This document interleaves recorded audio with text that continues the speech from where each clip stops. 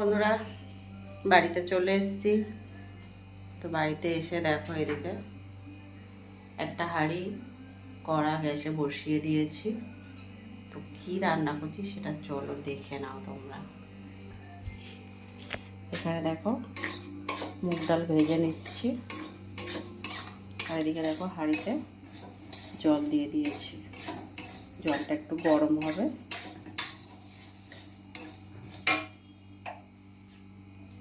আর এখানে দেখো সবজি কী কী কেটে নিয়েছি।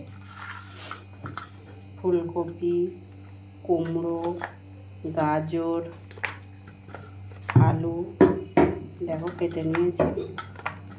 আজকে খিচুড়ি খাবো রাতে, সেই জন্য রান্না করে নিচ্ছি খিচুড়িটা।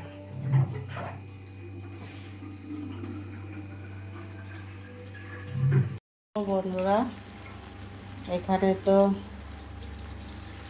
বেগুন ভেজে নিচ্ছি, পাঁপড়ও ভাজা হয়ে গেছে খিচুড়ির সাথে খাবো বলে। বেগুন এক পিঠ হয়ে গেছে বেশ ভালো করে, আর এক পিঠ ভাজবো।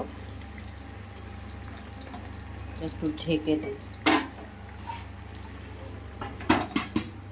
আর এখানে দেখো ডালটা ভেজে দিয়ে দিয়েছি, সবজিগুলোও দিয়ে দিয়েছি। প্রায় আধা সিদ্ধ হয়ে এসছে ডালটা, সবজিগুলো প্রায় অনেকটাই সিদ্ধ হয়ে গেছে।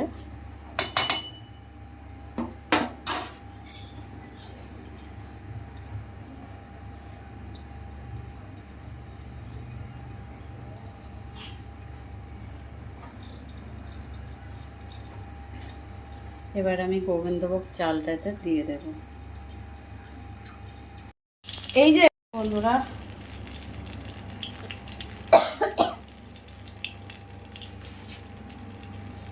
বেগুনগুলো ভাজা হয়ে গেছে, কতগুলো আলুও ভেজে নিচ্ছি চাক চাক করে কেটে।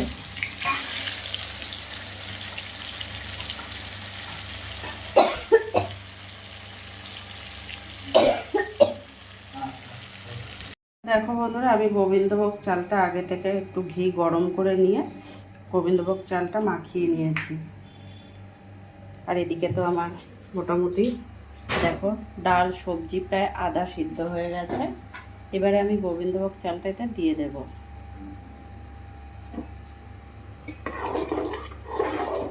খিচুড়ি খেলে কিন্তু একটু বেশ তোড়জোড় করে না খেলে কিন্তু ভালো লাগে না, সেই জন্য একটু বেশ তোড়জোড় সাজিয়ে গুছিয়ে খিচুড়িটা রান্না করছি, যাতে খেতে একটু টেস্ট হয়।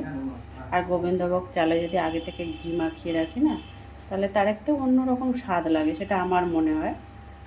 জানি না আর কার কী মনে হয়, তবে আমি কিন্তু এইভাবেই, আমি পায়েস রান্না করলেও এইভাবে আগে থেকে একটু ঘিটা মাখিয়ে রাখি, দেখি অন্যরকম একটু লাগে। তো এইভাবেই আমি রান্না করি।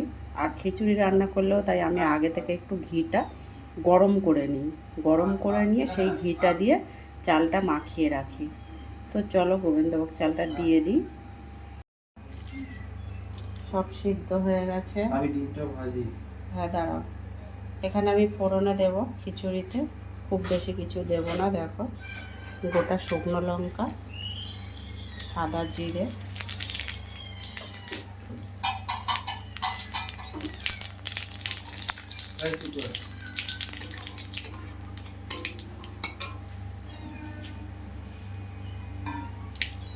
পেঁয়াজ লঙ্কা কাটি। দাঁড়া দাঁড়া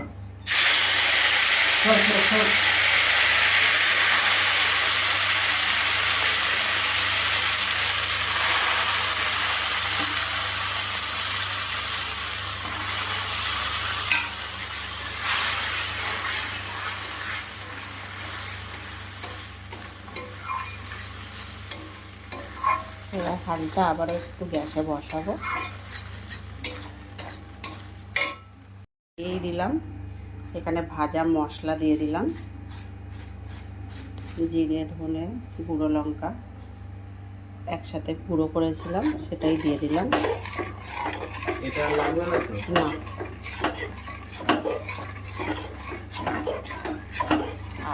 দারুণ একটা গন্ধ বেরিয়ে গেছে এর মধ্যে। এবার একটু মিষ্টি দিয়ে দিলাম, চিনি।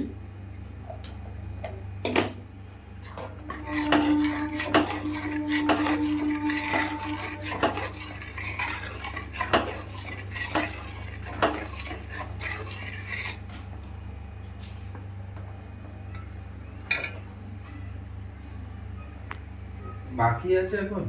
হয়ে গেছে।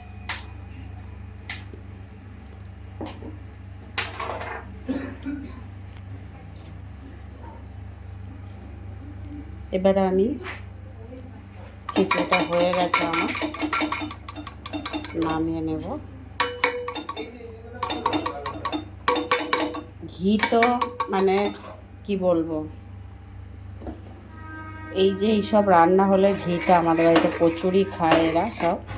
এই যে খিচুড়ি চালের সাথে তো ঘি মাখিয়ে দিয়েছিলাম, আবার এখনও নামানোর আগে দিলাম, আবার যখন সব পাত্রে খিচুড়ি নেবে তখনও ঘি নেবে কিন্তু। তো চলো,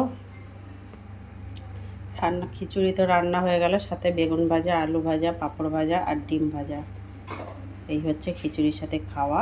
তো বন্ধুরা, আমার খিচুড়ি রান্নাটা যদি তোমাদের ভালো লেগে থাকে অবশ্যই লাইক কমেন্ট শেয়ার করে দিও। যারা ইউটিউব চ্যানেলে দেখছে একটা সাবস্ক্রাইব করে পাশে থেকো, আর ফেসবুকে যারা দেখছে একটা ফলো করে সাথে থেকো, ঠিক আছে? আর বেশি কিছু বললাম না, সবাই ভালো থেকো, সুস্থ থেকো। আবার পরে দেখাবে কোনো একটা ছোট্ট রেসিপি নিয়ে। টাটা সবাইকে, টাটা।